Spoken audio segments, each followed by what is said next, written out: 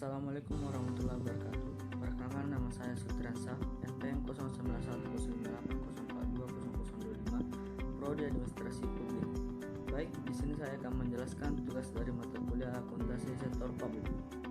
Yang pertama, ada apa dengan Nurdin Abdullah?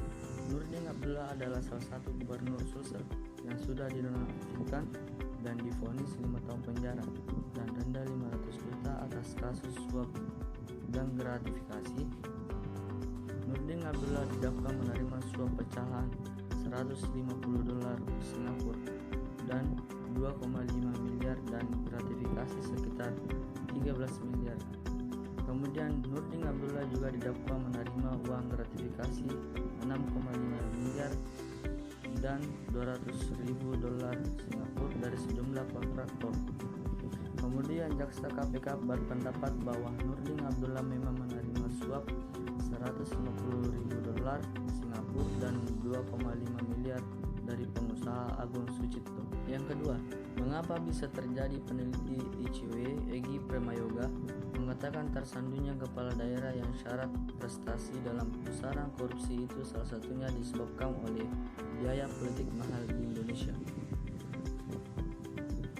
Menurut Litbang KPK, biaya dikeluarkan bupati atau wali kota rata-rata 20 miliar sampai 30 miliar, sedangkan di level gubernur dari 20 miliar hingga 100 miliar. Dan banyak kalangan mengatakan pengeluaran itu tidak sebanding dengan gaji yang mereka dapatkan saat menjabat selama 5 tahun. Sehingga ketika nantinya dia menang dan menjabat, dia harus mencari cara untuk menutupi kebutuhan itu, baik dengan balas budi atau membayar kembali.